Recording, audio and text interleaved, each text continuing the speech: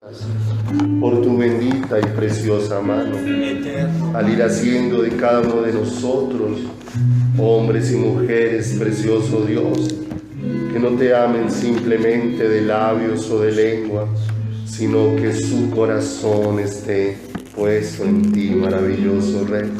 Gracias por amarnos en esta mañana, por permitirnos el privilegio de darte, Dios, de lo que hemos recibido de tu mano, por permitirnos el privilegio de honrarte con nuestras ofrendas, con lo que tú mismo has puesto en nuestras manos para de ello darte, para con ello honrarte,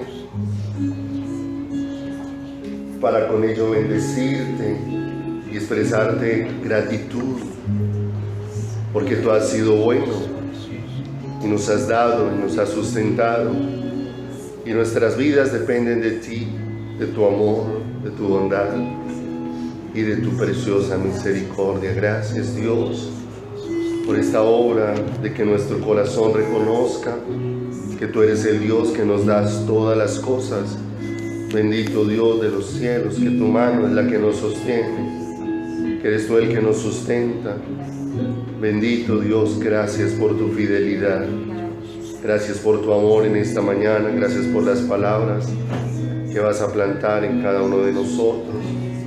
Gracias, Dios, porque solo tú nos puedes dar, Señor, la gracia de poder mirar tu palabra desde tu corazón, no desde nuestro parecer, no desde nuestro gusto, no desde lo que yo quiero que me sea concedido, sino de todo lo que es tu voluntad, Señor. Permite que tu palabra nos acerque a tu corazón, a tus deseos, que tu palabra nos pode cada día de las cosas de este mundo, y cada día, Señor, hagas florecer y resplandecer tu rostro en cada una de nuestras vidas. Gracias por tu hermosa palabra en esta mañana. Háblanos al corazón y llénanos de ti, precioso Dios. Gracias. En el bendito y glorioso nombre de Jesús, nuestro Salvador eterno. Amén y amén, Señor. Muchas gracias, Señor.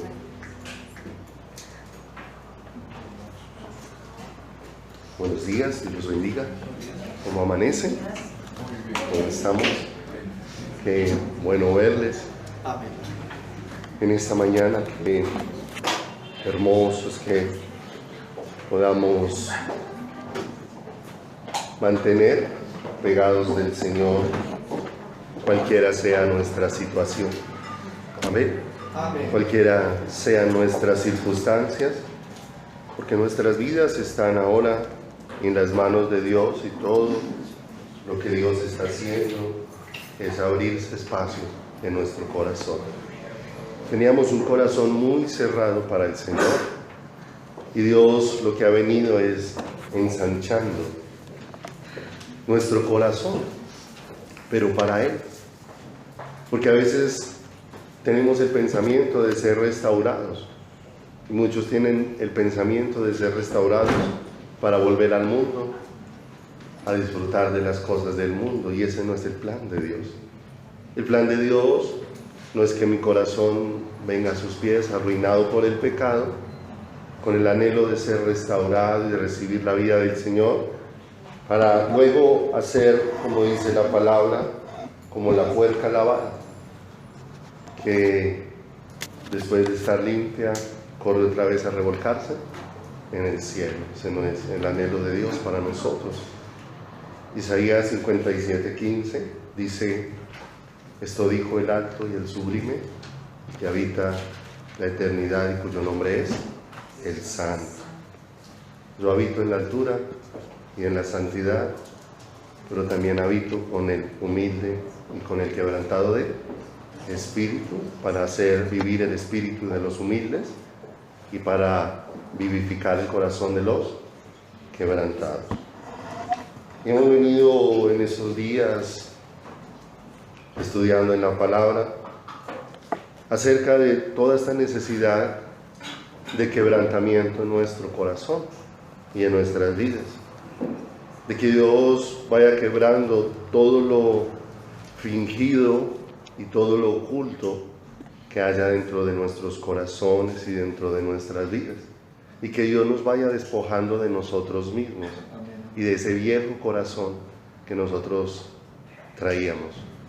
Como dice la palabra, engañoso y perverso, más que todas las cosas es el corazón del hombre, ¿cierto? Lo que pasa es que el hombre, los seres humanos, nos resistimos a creer y a considerar que esa es la clase de corazón que tenemos, porque simplemente ciertas buenas acciones que tenemos en nuestra vida quieren justificar y muchas veces quieren argumentar que esas buenas acciones evidencian que tenemos un buen corazón. Pero el Señor ha dicho, y el Señor no se equivoca en sus diagnósticos. Engañoso y perverso, más que todas las cosas, es el corazón de todo ser humano. No es que haya un ser humano que tenga un mejor corazón que los demás seres humanos. Lo que pasa es que Dios ha sido tan bueno que no nos ha dejado tocar tanto fondo en nuestro corazón. Amén. Pero vemos cómo el mundo está tocando fondo. Yo no sé, cada día uno se aterra más y siente más la necesidad de estar pegado a Dios. Porque la maldad del mundo sigue creciendo exageradamente. El jueves leía una noticia tremenda, como en Villavicencio un taxista violaba a un perrito de 2 meses. Abusó del perrito sexualmente, 2 meses. En su abuso le destruyó los intestinos y todo eso.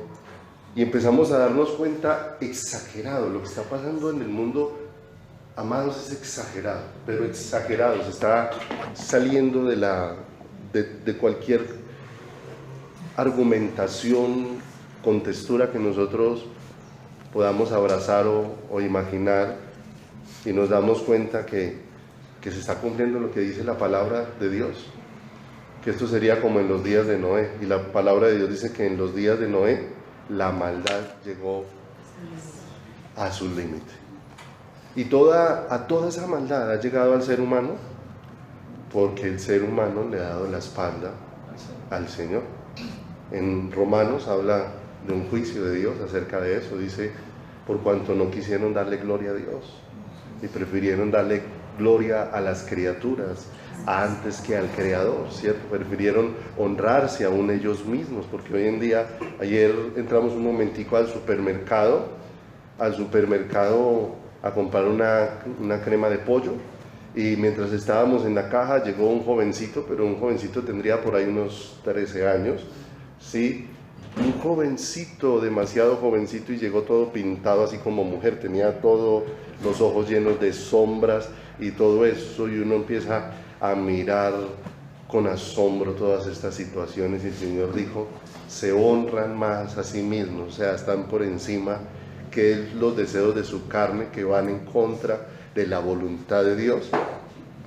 Y todo esto nos evidencia es una mayor necesidad de nosotros estar cada vez más apegados a Dios, porque la misericordia de Dios es la que no nos ha dejado tocar fondo. Amén. En ninguna de esas situaciones, porque el corazón de cualquiera de nosotros tiene esa capacidad, y por eso no es solamente ser atraídos al Señor, sino que el Señor vaya quebrantando y se vaya abriendo cada día más espacio dentro de nuestro corazón. Entre más haya de Dios en mí, menos peligro corre mi vida. Entre más hay de Dios en mí, menos posibilidades de equivocarme. No porque sea yo más, sino porque Él es más en mí. Porque Él es más en mi corazón. Porque Él es más para sostener mi vida y todo mi ser. Y entonces hemos hablado que quebrantamiento es despojarse de la confianza en sí mismo y renunciar a una vida de independencia de Dios. Que quebrantamiento es aquello que ocurre para ablandar mi corazón, para hacerlo sensible a la voz de Dios.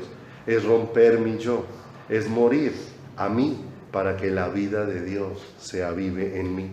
Es el fin de mi propia voluntad, la rendición absoluta de mi voluntad a la voluntad de Dios. Quebrantamiento es debilitar una cosa dejándola de modo que corra el riesgo de romperse, ponerla en estado que se rompa más fácilmente, es disminuir sus fuerzas y el brío que tiene. Y todo esto es lo que Dios está haciendo con cada uno de nosotros para podernos llenar de la vida de Él. Vaya conmigo entonces, vamos a empezar por hoy, allí en Génesis, capítulo número 3, versículo número 22. Todo lo que Dios hace está cubierto de un amor glorioso de parte del Señor. Todo lo que Dios hace está impregnado de la naturaleza de Dios. Y la naturaleza de Dios es amor. Y aún muchos actos de amor del Señor son bendición para nuestras vidas. Pero solamente pueden ser entendidos estando a los pies del Señor. Porque apartados del Señor es difícil entender, es difícil asimilar. Y nosotros vemos aquí en Génesis toda la historia de cómo el hombre desobedeció a Dios, de cómo Él se cumplió sobre la vida del ser humano lo que Dios le había advertido, que si comía de ese árbol ciertamente moriría.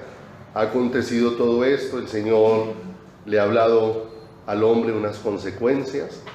Y cuando llega el versículo número 22, hay una afirmación aquí del versículo 22 al 24 que nos tiene que llevar o puede abrir un poco más nuestro corazón para entender por qué la necesidad de quebrantamiento en nosotros. Y dice el verso 22, y dijo el Señor Dios, he aquí el hombre es como uno de nosotros, sabiendo el bien y el mal. La diferencia entre el saber el bien del hombre y de Dios es que Dios sabe el bien y el mal, pero no ha experimentado el bien y el mal. Y aquí vemos es a un ser humano que ya experimentó el mal dentro de ¿quién? Dentro de su vida. Y dice acá que en esa condición en la que está el hombre, ahora pues, que no alargue su mano, porque el Señor había puesto tres tipos de árboles en el huerto del Edén, ¿cierto? Había puesto todo árbol delicioso para comer, porque se había dicho que comieran de ahí. Había puesto el árbol de la vida y había puesto el árbol de la ciencia del bien, que el Señor le había dicho que de todos podía comer de todos los árboles frutales, podía comer del árbol de la vida, pero el único árbol del que no podía comer fruto era del árbol del bien y del mal. Entonces dice acá, el hombre ahora está apartado de Dios, separado del Señor, y dice Dios haciendo un acto de un amor extraordinario, y es que Dios decide sacar al hombre del huerto del Edén. ¿Por qué decide sacarlo del huerto del Edén? Porque en el huerto del Edén está el árbol de la vida, y él mismo dice acá, no sea que se alargue su mano y coma y viva ¿para qué? Y viva para siempre. Y uno empieza a leer esto y en la medida que Dios nos va dando un poco de luz de su palabra, nos vamos dando cuenta que esta decisión de Dios fue una gran bendición para el ser humano. Porque si el ser humano en esa condición de haber experimentado el mal y que ahora la inclinación, como dice en el libro en Noé, donde dice que la inclinación del corazón de los hombres era solamente el mal, si en esa condición el hombre hubiera alcanzado el árbol de la vida, el hombre se hubiera convertido en un ser que eternamente haría ¿qué? Haría maldades. ¿Ha leído usted acerca de la historia de hombres que han hecho atrocidades? Adolfo Hitler, y pudiéramos nombrar muchas personas más que uno recordara. ¿Te imaginas un Adolfo Hitler que jamás muriera? Que en esa condición jamás muriera, que viviera eternamente para hacer maldades. ¿Te imaginas? Entonces cuando el Señor saca al hombre del huerto del Edén, está haciendo un acto de amor extraordinario con ese ¿qué? Con ese ser. Amén. Porque aún el que Dios haya establecido que el ser humano muera, aunque es doloroso para nosotros, es una gran bendición para nuestras vidas. Porque ciertamente esta naturaleza corrupta que hay en nuestras vidas, ese viejo hombre, esa naturaleza carnal que aún permanece en nosotros, pero que hay una diferencia cuando estamos en Cristo, ya no gobierna nuestras vidas. ¿Sí o no? ¿Qué significa? Que cuando llega el fin de nuestros días vamos a ser librados de esa naturaleza para ser revestidos plenamente de la vida del Señor. Aún la muerte, a veces, cuánto dolor, cuánta tristeza y cuántas lágrimas puede producir en el corazón ver que un ser querido murió. Pero si lo miramos desde la perspectiva de Dios, nos damos de cuenta que Dios tomó una decisión muy sabia al no dejar que el hombre viviera eternamente en esa condición, sino que el hombre tuviera en Dios una oportunidad de que Dios transformara toda esta condición dentro de su corazón y dentro de su vida. Entonces, ¿para qué lo separó el Señor? Para que el hombre, en la condición que estaba, no alcanzara el árbol de la vida y quedara viviendo eternamente en esa condición, que sí sería algo terrible para el hombre. Pero si lo traemos a nuestros días, esta porción, nos damos cuenta que hoy el ser humano quiere acercarse a Dios, pero no quiere ser transformado por Dios. Entonces vemos cómo el hombre quiere venir lleno de perversidades en su corazón y quiere que Dios lo llene de vida para continuar en esas perversidades. Y no es posible, ese no es el deseo de Dios, no es la voluntad del Señor, porque encontramos como el hombre quiere hoy en día tener lo mejor de Dios y también tener lo mejor del mundo. Ya hemos leído en la palabra que la amistad del mundo es enemistad contra Dios, que el que se constituye amigo del mundo se vuelve enemigo ¿de quién? De Dios. Enemigo de Dios. Entonces, ¿qué requiere esto? Que si yo quiero la vida de Jesús y Él me está trayendo hacia Él, eso requiere en mi vida una transformación. Conmigo, por favor, a 2 de Corintios, capítulo número 5, versículo número 17. 2 de Corintios 5, 17. Dice: de modo que si alguno está en Cristo, nueva criatura. ¿Eso qué significa? Transformación. Transformación. Y dice ahí, las cosas viejas que, o sea, ahí habla de todo lo que gobernaba el corazón, de todo lo que marcaba la vida de una persona, de lo que una persona consideraba bueno, de lo que una persona... Es más, es que nosotros considerábamos muchas cosas buenas hasta que nos empezamos a enfrentar en la palabra y nos dimos cuenta que, aunque a mí me parecían buenas, para Dios no eran aprobadas. Y entonces eso empieza a llevarme a un desligarme de todo eso para poder abrazar todo lo que Dios está plantando dentro de mi vida. Y el Señor deja aquí en claro que necesariamente si alguno está en Cristo, si alguno entró en relación con Dios, si Dios vino a habitar en algún ser humano, esa persona va a tener vida nueva. Pero esa vida nueva es la vida de Dios dentro de su corazón. Es que vida nueva no es simplemente cambiar de hábitos, porque hay cantidad de gente que considera que como ya cambió hábitos, tiene vida nueva. Y resulta que hay cantidad de gente que no hace maldades. Hay cantidad de gente que no ora, que no está buscando a Dios, pero uno los mira y le pudiéramos dar el calificativo de buena gente, de buenas personas, personas con buenos principios, personas con buena moral. Entonces uno pudiera decir, esa persona está llena de vida. Pero si esa persona no está llena de Dios, lo que tiene es unos hábitos de vida, pero no tiene la vida de Dios. Porque aquí dice, si alguno está en Cristo, nueva criatura es. Pero es nueva criatura porque fue puesta en el ¿qué? La vida de Cristo. Las cosas viejas pasaron, he aquí todas son ¿qué?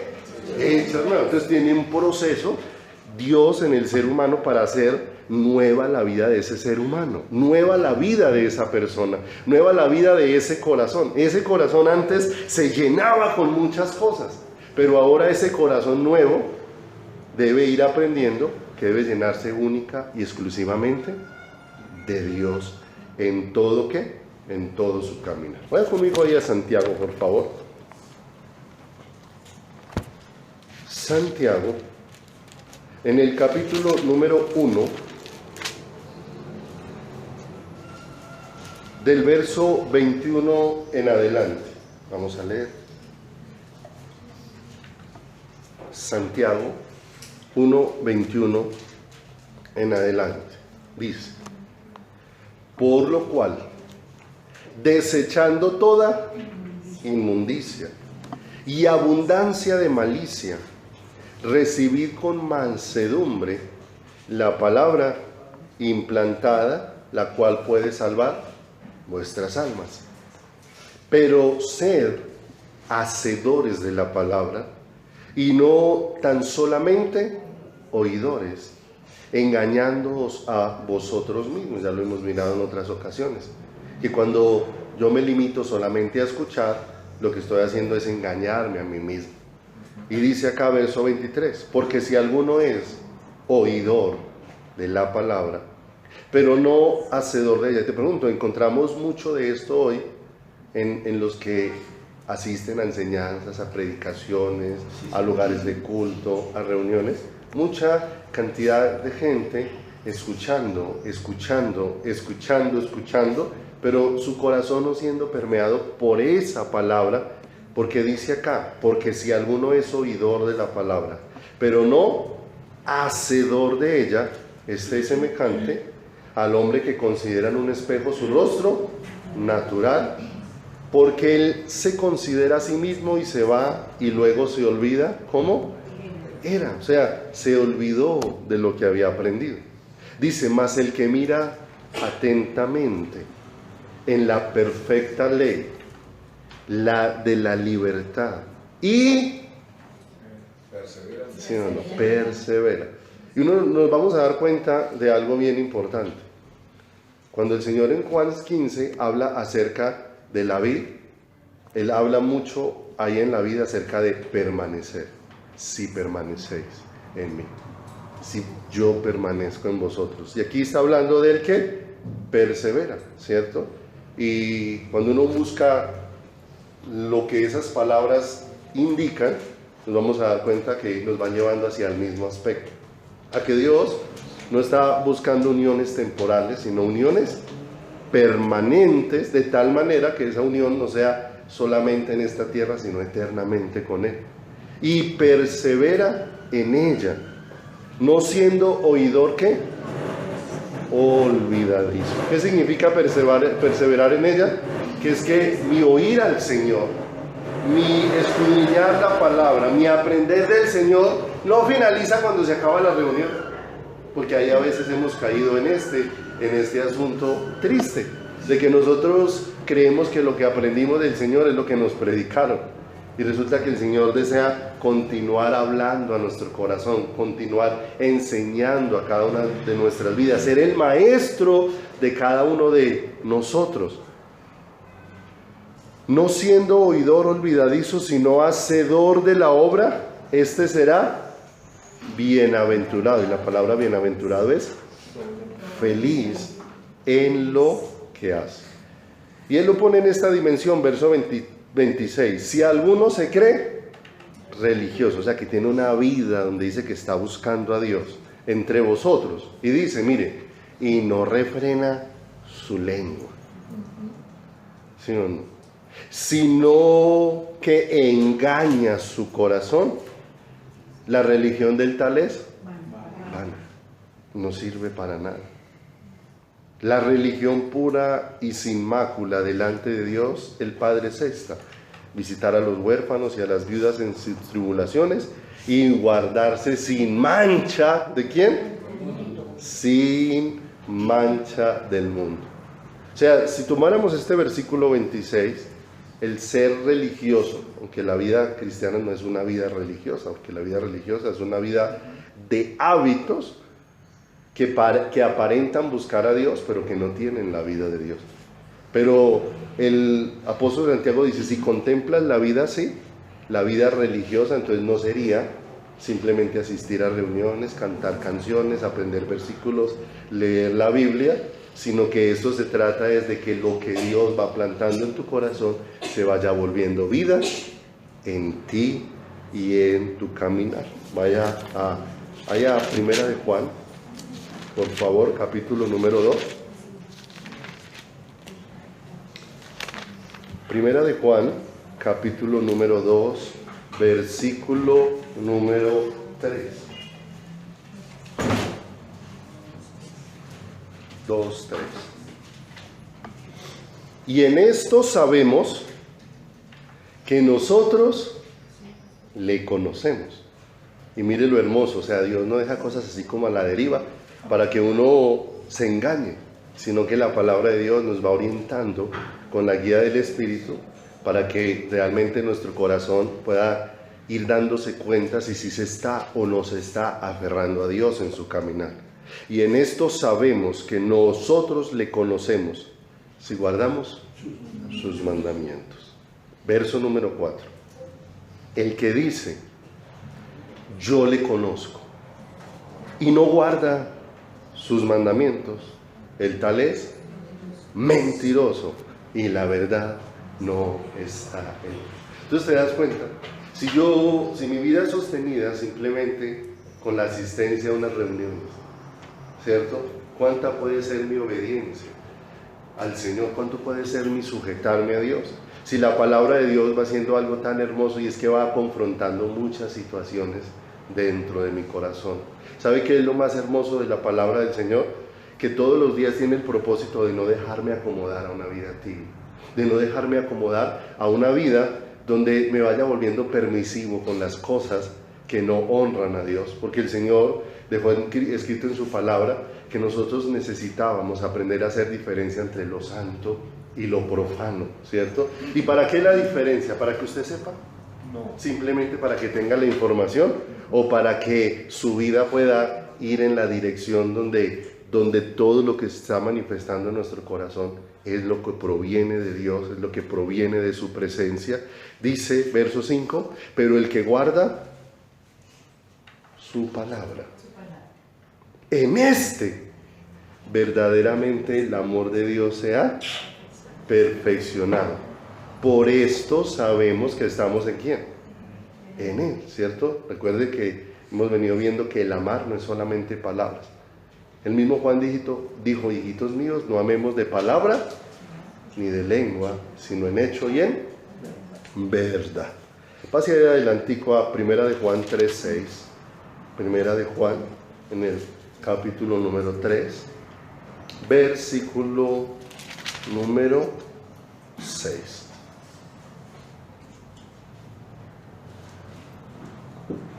Mira lo que dice. Todo aquel que permanece en Él. ¿Quién es Él? En Jesús. ¿No qué? No peca. Todo aquel que peca no le ha visto ni le ha conocido. Hijitos, nadie os engañe. El que hace justicia es justo como Él es justo. El que practica el pecado es el diablo. Porque el diablo peca desde el principio. Para esto apareció el Hijo de Dios, para deshacer las obras del diablo. Todo aquel que es nacido de Dios, mire, no practica el pecado. Porque la simiente de Dios permanece en él y no puede pecar porque es nacido de Dios. ¿Te das cuenta que si Dios viene a habitar en mi corazón, si hay un proceso de transformación, si hay un proceso de ¿qué? De cambio dentro de mi vida? Verso número 10. El apóstol Juan sí hablaba con un amor increíble, pero con una claridad que definiera los corazones. Él no estaba diciendo, hemos hablado a veces, él no hablaba en tonos grises. Él hablaba o eres o no eres. No había otra. Dice verso 10. En esto se manifiestan, y mire, y ahí el apóstol Juan define, o somos hijos de Dios, o somos hijos de quién. En esto se manifiestan los hijos de Dios y los hijos del diablo. Todo aquel que no hace justicia y que no ama a su hermano, no es de Dios. Y él empieza a definirlo de manera radical. Entonces, cuando uno se ve enfrentado a estas palabras tan serias, uno se da cuenta de la necesidad que tiene su corazón, de que Dios quiebre muchas cosas dentro de nosotros, y muchas cosas dentro de nuestro corazón, y muchas cosas dentro de nuestra manera de pensar. Jeremías 48:11 habla de un hombre que necesariamente no fue tratado en su corazón y permaneció en su misma condición. Y dice el verso 12 de Jeremías 48, quieto estuvo Moab. ¿Cuál era su actitud? ¿Cierto? Esa quietud es como indiferencia. Esa quietud es como falta de compromiso, de entrega, de entendimiento. Y dice, desde su juventud. Y sobre su sedimento ha estado reposado. Y no fue vaciado de vasija en vasija, ni nunca estuvo en cautiverio. O sea, nunca pasó crisis que quebrantaran lo que él era.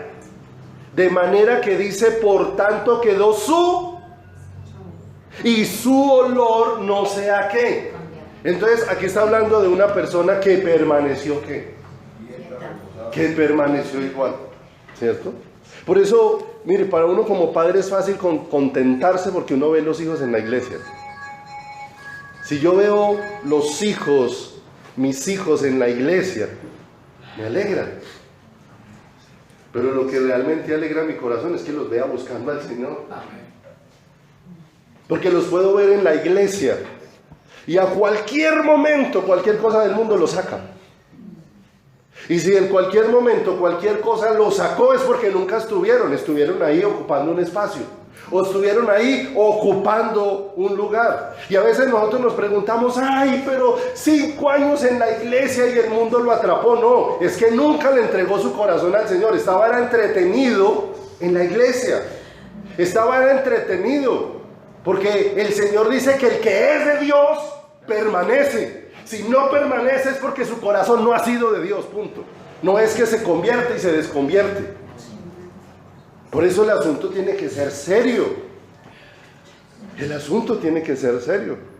Nosotros cada rato le decimos a nuestros hijos, tienen que tener claro que Dios pesa en sus corazones. Si no, en el momento en que aparezca una novia, un novio, alguien que empiece a tocarles a la puerta, entonces se van a ir como locos detrás de muchas cosas, porque su corazón entonces jamás estuvo en el Señor. Porque si hubiera estado en el Señor, jamás iría. Esa es una condición. Puede durar 50 años una persona e irse. Mire la vida de Judas. Y Judas estuvo con el Señor 3 años y medio con el Señor. Recibió enseñanza de primera mano. No tenía de qué señalar al Señor, porque la Biblia determina. Es más, el Señor no pecó porque no podía pecar, porque su naturaleza es ser santo. Amén. No podía pecar. O sea, ¿qué hubiera podido hacer Jesús que se hubiera convertido en un argumento en Judas? Para Judas decir, es que por esta causa del Señor Jesús yo no me consagré. No había ningún esquema. Pero el corazón de Judas permaneció siempre igual. Y no era conmovido, aunque Dios le expresaba su amor. Porque es más, a Judas dice que se le concedió manejar el dinero. Era el que manejaba la bolsa. Y la Biblia narra que en el transcurso, él delante del Señor, delante de Dios, discípulo de Dios, y cada vez que recogía algo en la bolsa, se iba después a solas, sacaba una porción, se la pasaba para el bolsillo, y después venía y se paraba al lado de Jesús como si nada. ¿Cierto? Como si nada.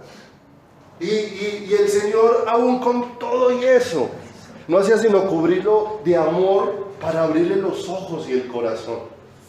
Pero Judas no tenía su corazón en el Señor. Porque es más, el Señor lavó los pies de los discípulos, y cuando llegó a Judas, no trató a Judas diferente. Lo trató con amor. Es más, Pedro quiso resistirse, le dijo, Señor, no me lavarás los pies. Y el Señor le dijo, si no te lavo, no tienes parte conmigo. Y entonces Pedro dijo, entonces lávame todo, Señor. Y todo ese escenario lo estaba viendo ¿quién? Judas.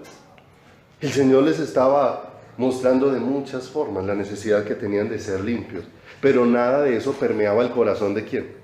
Pero Judas estaba en el sermón del monte, Judas estaba cuando el Señor sanaba ciegos, Judas estaba en todos los escenarios, cualquiera que mire. Es más, Judas era tan aparente que cuando el Señor dijo, uno de vosotros me va a entregar, todos se preguntaban, ¿seré yo? O sea, no alcanzaban a detectar, no habían cosas tan evidentes en Judas que los demás pudieran decir, pero es que este es el torcido. No, se veía tan bien que es más, cuando él dijo soy yo y el Señor dijo el que come conmigo a mi mesa, ese se paró y se fue, y el Señor dijo lo que tengas que hacer, hazlo pronto, y aún así los discípulos no sabían cuál era todavía. No podían entender, porque Judas era tan aparente era su vida. Pero ¿por qué terminó donde terminó? Porque aunque estuvo cerca del Señor, jamás su corazón estuvo en el Señor. Jamás su corazón estuvo en el Señor. Y por eso Dios va quebrando cosas en nosotros, porque Dios no desea, si yo conservo mi mismo sabor y mi mismo olor, quiere decir que hay una gran ausencia de Dios en mi corazón y en mi vida. Porque si alguno está en Cristo, nueva criatura es. Y eso se va haciendo ¿qué? Evidente en nuestras vidas. Se va haciendo evidente. Eso no es algo por lo que yo empiezo a hacer fuerza. Yo te pregunto, cuando tú ves un borracho, ¿tú piensas de esta manera? ¿Cómo ama a Dios?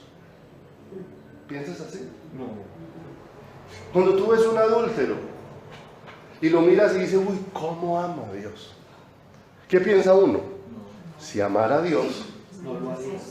ya estaría apartado de esas cosas.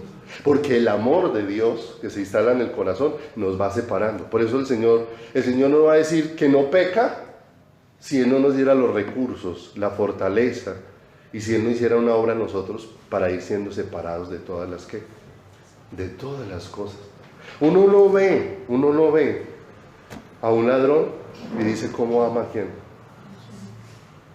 Es más, la pregunta es, ¿cierto? La pregunta es, no sé si en algún momento se la haces al revés. Uno dice, ¿y ese que dice ser cristiano, cómo hace eso? O sea, eso que está haciendo evidencia como si Cristo no estuviera más bien ¿dónde? En su corazón. Más bien uno hace es como esa lectura, o sea, una persona con Cristo en su corazón, ¿cómo se atreve a hacer qué? Se atreve a hacer eso, ¿cómo se atreve? Pero nosotros lo miramos solamente con cosas como más graves.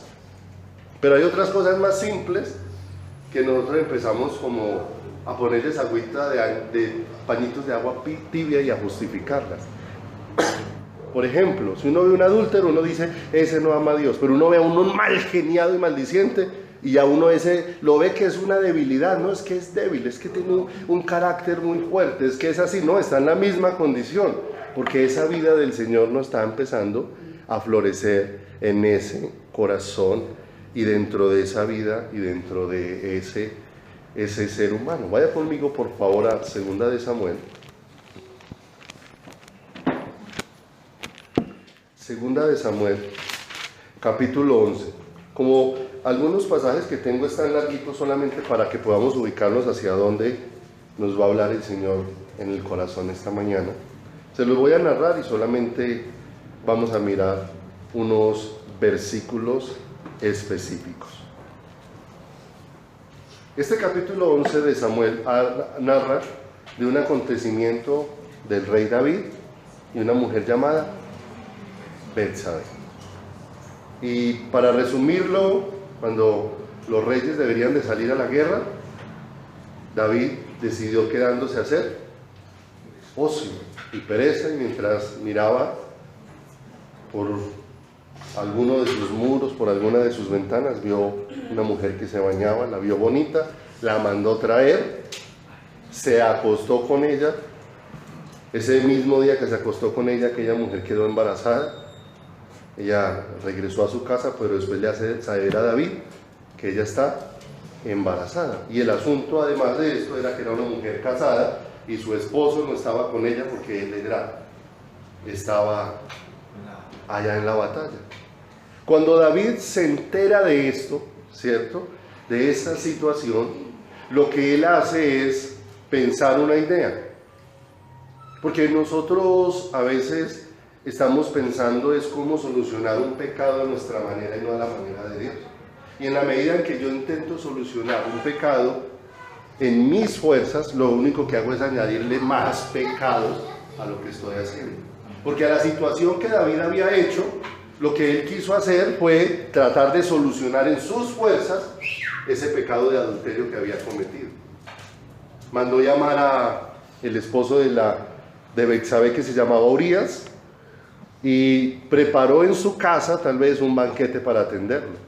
Y empezó a darle licor, porque él tenía en su pensamiento: voy a emborrachar a este Urías, después lo voy a mandar para su casa, y cuando él se levante, se ponga en sano juicio y vuelva a la guerra, después cuando se dé cuenta que la mujer está embarazada, pues solucionamos el problema y la situación. El asunto es que ese Urías se tomó todo el vino que le ofreció David, y en medio de lo encendido que estaba con el vino, David le dijo: váyase para su casa, aproveche que vino a este día de descanso y visita a su mujer. Y es en medio de esa condición en la que estaba, le dijo: no, cuando uno está de guerra no se acuesta con la mujer. Y no quiso ir. Entonces se le agravó el problema, porque él pensaba solucionarlo esa noche. El asunto es que como no se solucionó, pero tampoco pensaba en correr a los brazos de Dios para que encontrara en Dios la salida, siguió pensando.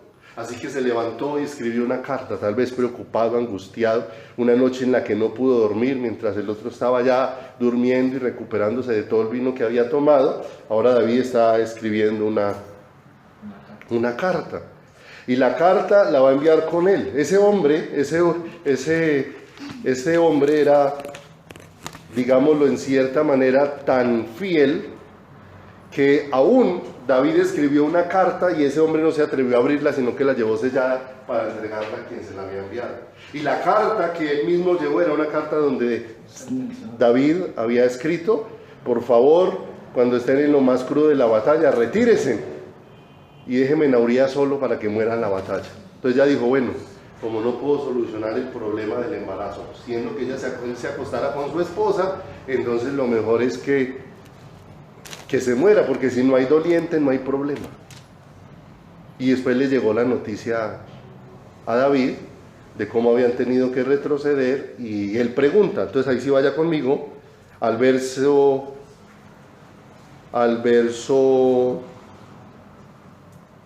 número 25 del capítulo 11. Dice: y David dijo al mensajero: así dirás a Joab,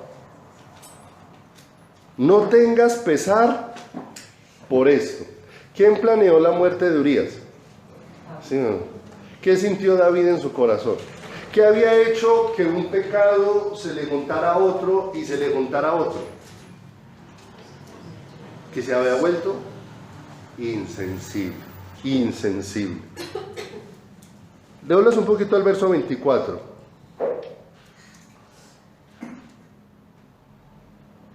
Dice: pero los flecheros tiraron contra tus siervos desde el muro, y murieron algunos de los siervos del rey, y murió también tu siervo Urías Heteo. Y David dijo al mensajero: así dirás a Joab, no tengas pesar por esto. O sea, ¿qué sintió por la muerte de esos hombres? Y hombres que le estaban sirviendo a él. No tengas pesar por esto, porque la espada consume, ora a uno, ora a otro.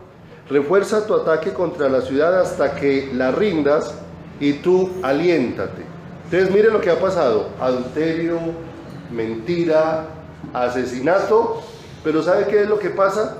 Que David está mirando hacia alrededor y está tomando una actitud como si no pasara nada. Como si no pasara nada. No, como si no estuviera pasando nada. Encubrir. ¿Qué estaba haciendo? Encubriendo su pecado. Y no solamente esto, sino que agravándolo. Mire lo que dice el verso 27. Y pasado el luto, envió David y la trajo a su casa. ¿Quién? ¿Sabe cuánto duraba el luto? 7 días. O sea, enterraron a Urías, pasaron 7 días y a los 7 días pues se trajo a vivir a su casa a Betsabé. ¿Qué es lo que estaba haciendo? Estaba haciendo, era evidente cómo su corazón se estaba, ¿qué?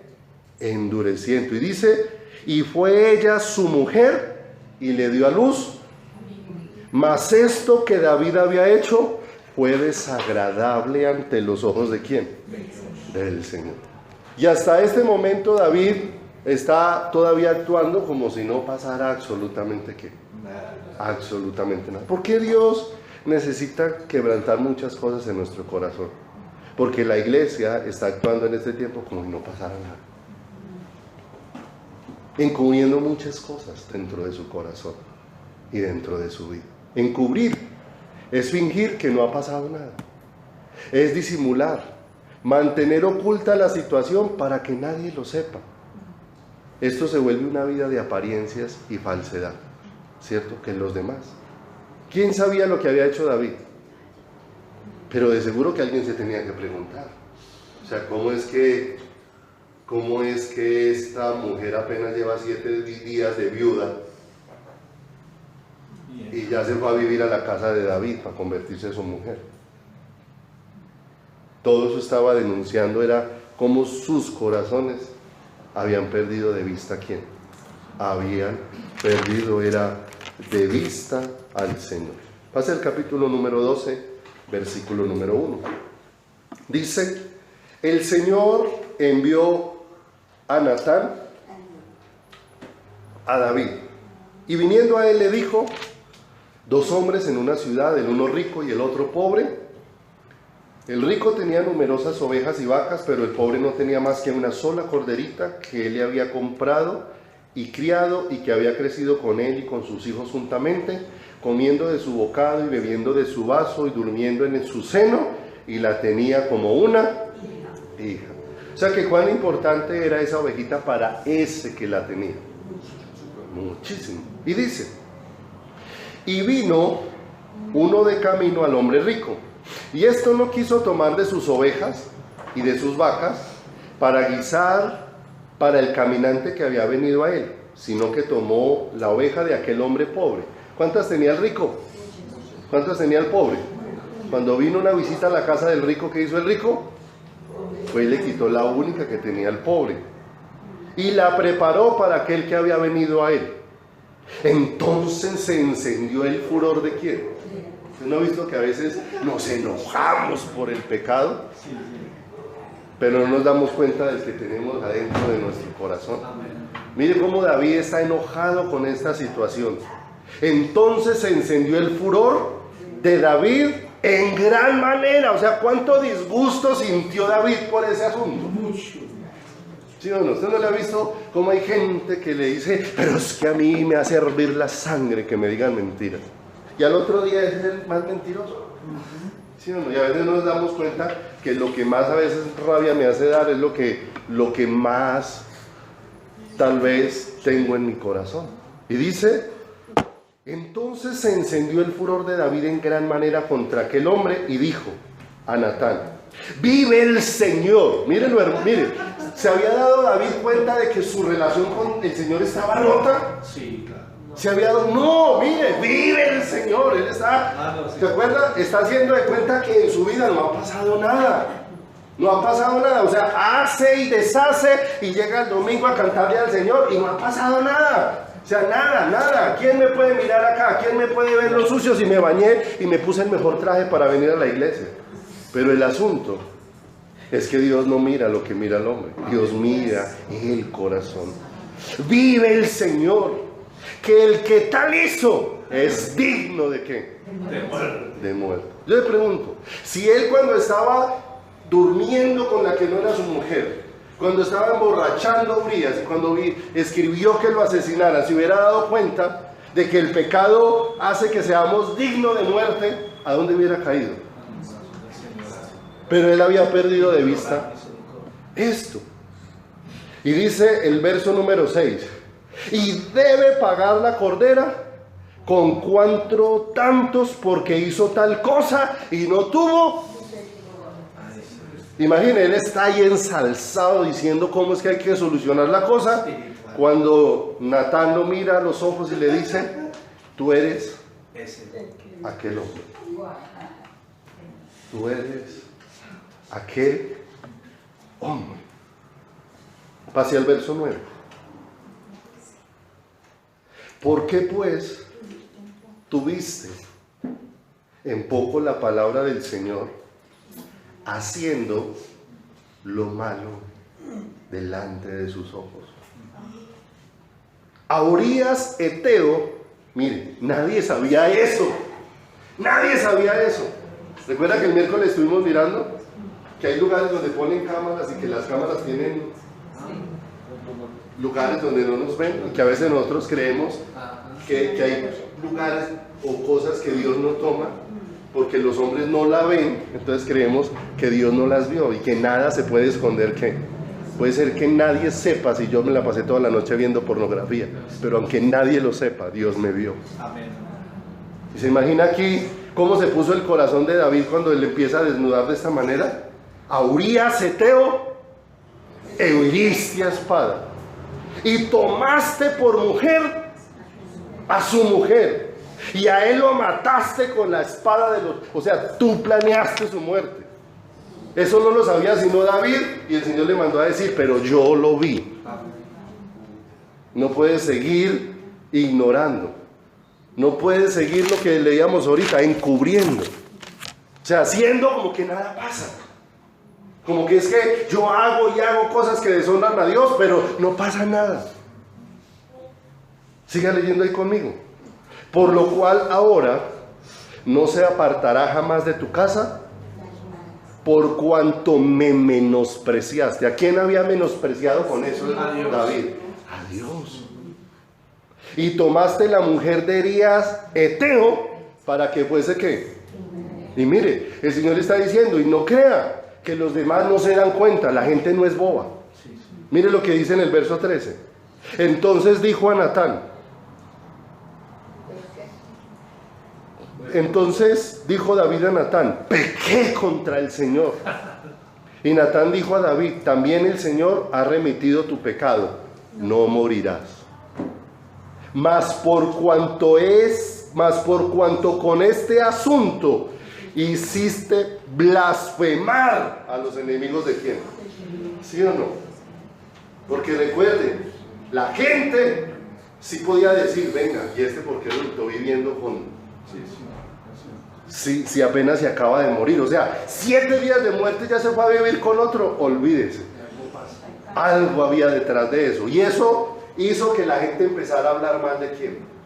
Empezó a deshonrar al Señor con esa acción tan profunda, ¿cierto? Y el Señor le está diciendo, ¿dónde estaba? Por cuanto en este asunto hiciste blasfemar los enemigos del Señor, el hijo que te ha nacido ciertamente ¿qué? Morirá. ¿Cierto? Morirá. Y se cumplió lo que el Señor había ¿qué? Lo que el Señor había dicho. Vaya conmigo por favor a Proverbios. ¿Por qué necesitamos quebrantamiento? Ya vamos a ir entendiendo más en lo que vamos a seguir mirando. 28, 13. El que encubre sus pecados, ¿qué? No prosperará. Y recuerden, no estamos hablando aquí de la prosperidad del mundo, ¿cierto? Estamos hablando aquí de la vida espiritual, ¿cierto? Una persona no va a avanzar en su vida espiritual con una vida llena de encubrimientos en su corazón. El que cubre sus pecados no prosperará, mas el que los... Recuerden, miren cómo lo expresa la palabra. La palabra de Dios no se limita a un simplemente decir, porque a veces nos limitamos simplemente a expresar que fallé, pero sigo en la misma condición. Ahí dice, mas el que los confiesa, primero. Y lo segundo es, deja de hacer lo que está haciendo. Amén. Amén. Deja de hacer lo que está haciendo. ¿Necesitamos nosotros quebrantamiento en eso? Amén. Sí. Y ahora vamos a tomar un caso real Yo hablé esta semana con don Eduardo para abordar este tema acá, ¿cierto? Y con su autorización, porque eso transformó mucho la vida de don Eduardo. Y también es un ejemplo para nosotros. A don Eduardo le dio un infarto, ¿cuántos años? El 15 de febrero del 2003. El 15 de febrero del 2003. Al 15 de febrero del 2003, ¿cuántos años llevaba usted congregándose y escuchando de la palabra del Señor? Toda mi vida. Toda su vida, escuchando del Señor. Pero llegado el momento donde Dios dice, nos habla de muchas maneras, antes de traer un juicio sobre nuestras vidas, para poder tratar con áreas de nuestro corazón. Entonces, en ese febrero, a don Eduardo le da un infarto.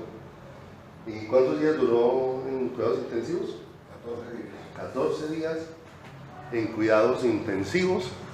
Cuando salió de allí, los médicos apostaban que él antes de 3 meses regresaría otra vez infartado, si no era que se moría sin alcanzar a llegar de regreso allí. Y entonces es una situación muy crítica, porque uno hace una lectura, bueno, nosotros estamos buscando al Señor, vamos a la iglesia, el Señor cuida de nosotros, y nosotros nos preguntamos cuando pasa un incidente, como si eso fuera extraño, ay, ¿a mí por qué? ¿Por qué me apareció esa situación? O sea, ¿por qué? Pero ¿por qué me pasan a mí estas circunstancias? ¿Por qué esta situación si yo estoy en la iglesia? Sí, está en la iglesia, pero no está en el Señor. Porque le dio ese infarto, pero ese infarto y el Señor mandarlo allí a estar al borde de la muerte, era la misericordia del Señor para decirle a don Eduardo que su vida tenía que cambiar. Que él no podía seguir siendo un asistente a la iglesia y no podía seguir viniendo a levantar sus manos si su corazón no se quería rendir a los pies del Señor.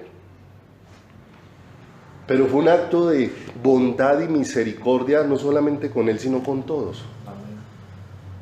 Porque a él que lo llevan para la clínica y está infartado y está allí grave, y en esa situación pues todos estamos orando, rogándole al Señor que tenga misericordia, que no deje que se muera, que le dé sabiduría a los médicos y todo eso. Cuando llega un extraño telegrama a la casa, y era una citación judicial.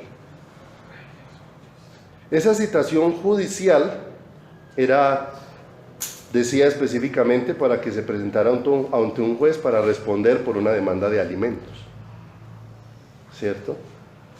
El asunto es que eso ya venía como de tiempo, de manera que ya era como el último anuncio para que ellos determinaran y dictaminaran que ya lo iban a encarcelar por esa razón. Entonces, como él está ya en cuidados intensivos, ¿quién puede hablar con él? ¿Cierto? Los médicos dicen, mire, el que entre no le hable, no le digan nada, no le pueden hacer pasar el más mínimo sobresalto. Empezamos a investigar qué era el telegrama, y efectivamente era que tenía una citación por alimentos, porque él llevaba escondido 12 años que tenía una hija por fuera del matrimonio. 10 y medio años. Que tenía una hija por fuera del matrimonio. Y que todo se le había vuelto un mundo de mentira y de engaño, pero él llegaba cada domingo a la iglesia como, aquí no pasa nada, nadie sabe, nada, o sea, Dios me ama, Señor, lléname de tu presencia. Y ya después, posterior a eso, porque don Eduardo cada rato se levantaba un miércoles y decía, me voy para donde un sobrino que tengo en Pereira. Si digo cosas que no son, por favor me dan corrigiendo, porque a veces decir las historias exactamente como son, uno tiene la tendencia a añadirle o a quitarle o a cambiar, ¿cierto? Y resulta que esas tales días para el sobrino era que él se madrugaba y se iba, cogía un bus, se iba hasta Mariquita, de Mariquita cogía un transporte al Líbano, llegaba al Líbano, se presentaba allá ante el juez, atendía la demanda, él mismo contestaba la demanda de los alimentos, hacía negociaciones, volvía y salía a las 2 de la tarde y a las 7 de la noche estaba llegando acá feliz de Pereira. Y echaba toda la historia de que el sobrino lo gastó, lo atendió, lo llevó, lo sacó, lo entró, lo volteó y que no sé qué. ¿Sí ve? Con un pecado poconón de mentiras, porque cuando tratamos de solucionar el pecado a nuestra manera, lo único que hacemos es añadir más pecado. ¿Qué hizo David? Trató de solucionar en sus fuerzas y hizo fue otro, y siguió solucionando, hizo otro, y siguió fue en el mismo asunto, en el mismo asunto. En medio de toda esa situación ya doña Miriam sabe y conoce que ahora tiene una hijastra en esa situación. Pero de ella ver a su esposo tan crítico en la clínica, su oración era: Señor, con tal de que lo levante, yo lo perdono. Qué misericordia del Señor, o sea, qué misericordia, porque donde no hubiese sido la situación así, nosotros hemos hablado el tema, doña Miriam no estaría ahí con don Eduardo. De hecho, yo no lo habría perdonado. Pero cuando lo vio allá a punto de morirse, Dios preparó el corazón de doña Miriam para que ella lo perdonara, ¿cierto? Estamos en toda esa situación, pero no sabemos dónde hay que responder, dónde hay que presentarse, porque la citación tiene un límite, una fecha. Ya lo traen, finalmente Diego, el hijo de él, investigó, se fue por allá, se presentó, pero solamente se presentó para informar que él estaba hospitalizado, porque no se sabía qué tipo, en esos 10 años, cuántas veces había presentado allá y qué tipo de compromisos eran los que había hecho, ¿cierto? Donde nos congregábamos, hablamos con el pastor, porque ya lo habían traído a don Eduardo para la casa, pero necesitábamos saber, porque eso estaba en proceso, y estando en la casa podían venir a llevárselo para la cárcel. Era la orden que tenía, pero necesitábamos que él nos informara para poder mandarnos las respuestas. Entonces fuimos donde el pastor con una advertencia del médico. El médico dijo: vea, él su corazón está sumamente delicado, a él no le pueden hacer pasar el más mínimo sobresalto, no le pueden hacer pasar la más mínima rabia, porque él se puede infartar y morirse ahí. Y por el otro lado necesitamos que él nos dijera eso. Para eso lo acaba de decirle don Eduardo: confiese su pecado. Fuimos a hablar con el pastor, ¿cierto? Y el pastor dijo: no, yo eso no me le libro. ¿Sí o no? ¿Cierto? Lo único que él me dijo es que se cita, oren al Señor y háganlo usted. Fue lo que él me dijo. ¿Cierto o no? ¿Cierto, doña Miriam? Y yo me fui, me encerré a orar y yo dije: Señor, ¿yo qué voy a hacer, Padre? ¿Yo qué voy a hacer? Yo me puse a orar y todo eso. Duré como todo un día orando y pidiéndole al Señor. Yo busqué algunas citas, y de pronto el Señor me dio una última cita. Ahorita se las voy a leer y se van a dar cuenta que eso solamente era una cita que venía del corazón del Señor. Salí de orar, me entré al cuarto de donde estaba don Eduardo, me encerré con él y todos ellos allá afuera esperando, porque uno no sabía si de pronto volviera a desinfartarme para hablar con él. Entré yo, pero mire cómo es la actitud del corazón humano y de dónde nos quiere sacar el Señor. Oramos, yo le empecé a compartir cosas a don Eduardo, entonces yo le empezaba a compartir y a explicarle versículos. Don Eduardo, usted tiene algo en su corazón, tiene algo que usted no haya confesado, tiene algo que tiene oculto, que no ha solucionado. Nada, pastor. Y está ahí, grave, está ahí. Nada, pastor. Nada. Don Eduardo, el que encubre sus pecados no prosperará, más el que los confiesa y se aparta. ¿Le dice algo ese versículo? Nada, pastor, crea, yo le llevé por ahí 50 versículos, porque la idea no era que yo le dijera a él, usted está en esto, sino que él abriera su corazón, porque es muy diferente cuando yo soy confrontado a cuando yo abro mi corazón y me doy cuenta de en qué condición estoy, ¿cierto? Y le mostraba yo creo que duré por ahí 2 horas con él allá adentro. Le mostraba un versículo, don Eduardo, esto. Nada. ¿Usted está bien? Con el Señor bien. Todo, o sea, él nada, no había ningún versículo que le tocara el corazón hasta que vaya conmigo a Job, por favor. Que fue el último versículo. Job. El último versículo, cuando yo ya estaba a punto de darme por vencido, de hablar con él y de salir a decirle, no, hay que intentar otra cosa, eso es muy difícil. Él no quiere abrir su corazón. Job. Capítulo número 31, versículo número 33. Entonces estamos ahí sentados, don Eduardo sigue ahí sentado, él está feliz porque estamos orando, él está feliz porque estamos escudriñando la palabra. Entonces ya le dije, don Eduardo, va a leerle esta última porción. Y el versículo 33, acompáñeme ahí, dice: si encubrí como hombre mis transgresiones, escondiendo en mi seno mi iniquidad, porque tuve temor de la gran multitud, y el menosprecio de las familias me atemorizó, y callé, y no salí de mi puerta. ¿Quién me diera? ¿Quién me oyese? He aquí mi confianza es que el omnipotente testificará por mí, aunque mi adversario me forme proceso. Cuando yo terminé de leer la palabra proceso, empieza don Eduardo a llorar.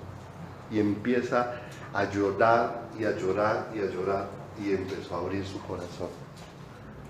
Porque todo lo que dice este versículo era lo que él tenía. Porque para toda la familia de don Eduardo, él había sido el referente. Primero, porque como creyente.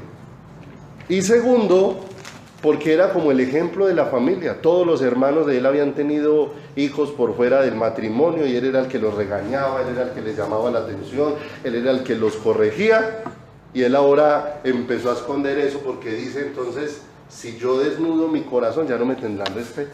O sea, yo ya no seré el ejemplo, ya no tendré quien me escuche, ya no tendré. Entonces por eso dice ahí, cuando escondí en mi seno, por temor ¿a qué? A la gran multitud. Él pensaba era en toda la familia, o sea, se me desmoronó la imagen mía. Pero no, él no se estaba dando cuenta que aunque consiguiera conservando su imagen con la familia, su imagen delante del Señor estaba desmoronando día a día.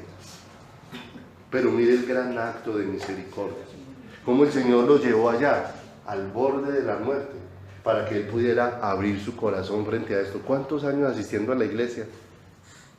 Y con el pecado encubierto, ¿dónde?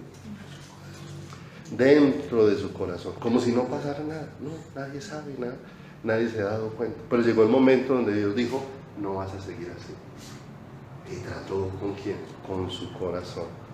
Y ya empezó a llorar y empezó a decirme, sí, es que yo tengo una hija.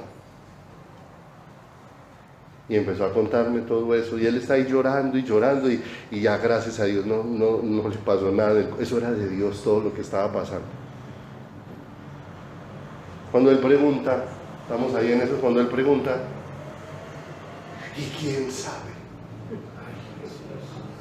Y mi respuesta fue,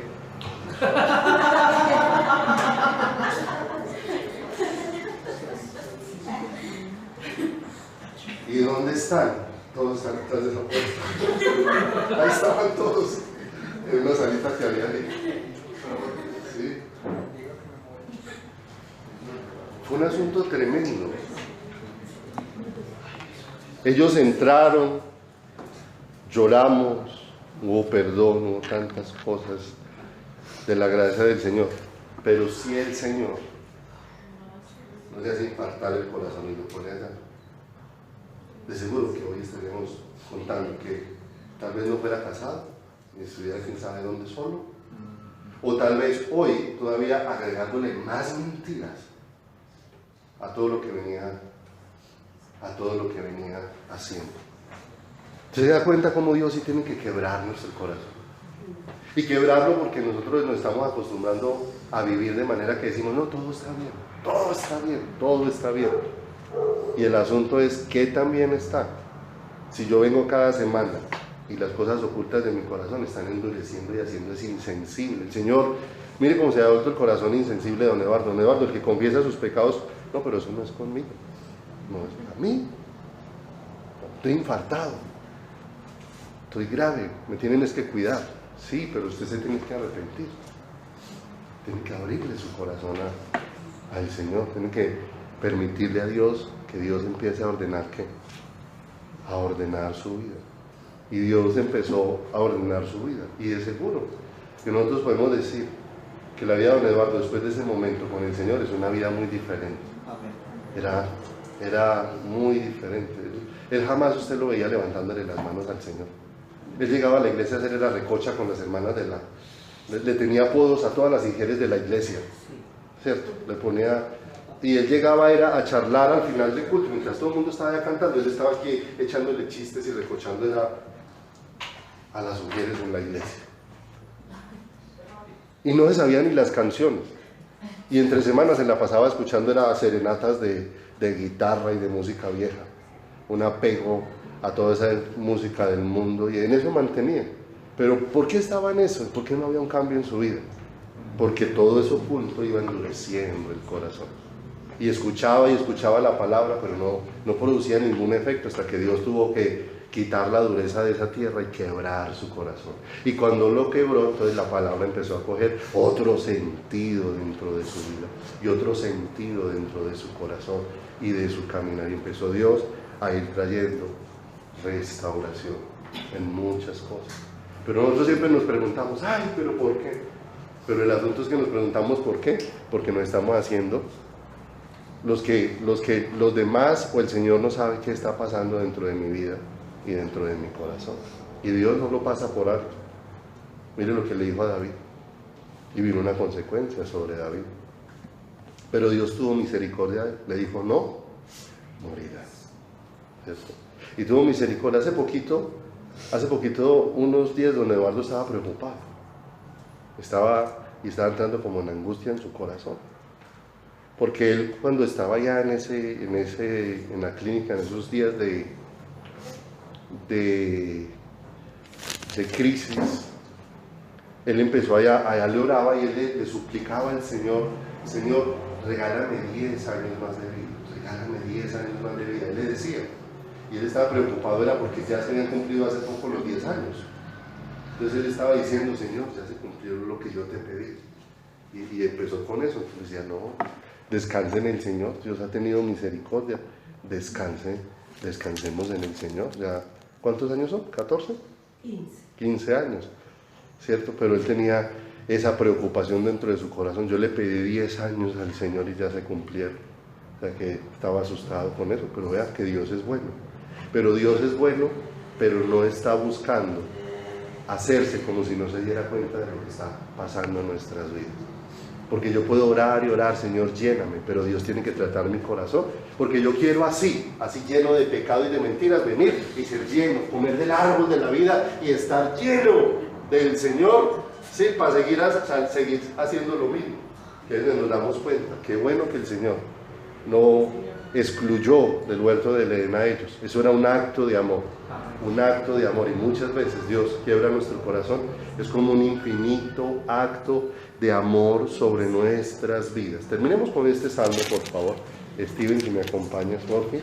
Salmo 32. Entonces no pensemos que no es con nosotros, ni tampoco estemos buscando a quién culpar. Estemos pensando que aún las cosas que Dios nos permita ahora es una gran oportunidad de aferrarnos de verdad a Dios. Porque muchas cosas que muchas veces han venido sobre nuestras vidas fue porque tomamos decisiones sin jamás haberle siquiera preguntado a Dios si era lo que Él deseaba.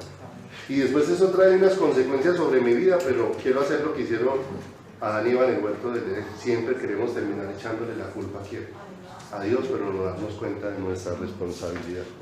Pero podemos correr a los brazos de Dios y Él tiene misericordia de nosotros y puede ordenar nuestros pasos. Lo que yo necesito en medio de las tormentas no es que la tormenta se vaya.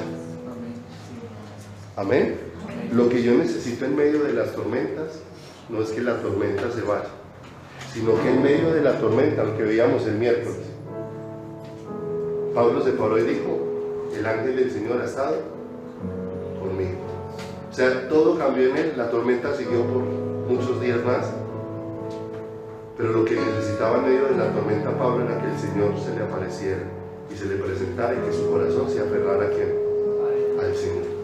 A veces nosotros queremos una respuesta ya, pero Dios está buscando nuestro corazón.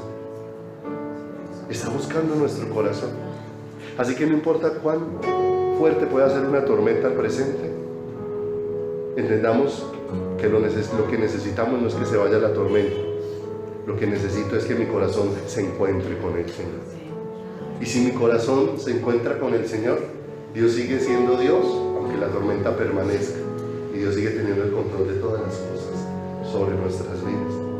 Dice el Salmo 32, verso 1: bienaventurado aquel cuya transgresión ha sido perdonada y cubierto su pecado. Bienaventurado el hombre a quien el Señor no culpa de iniquidad y en cuyo espíritu no hay.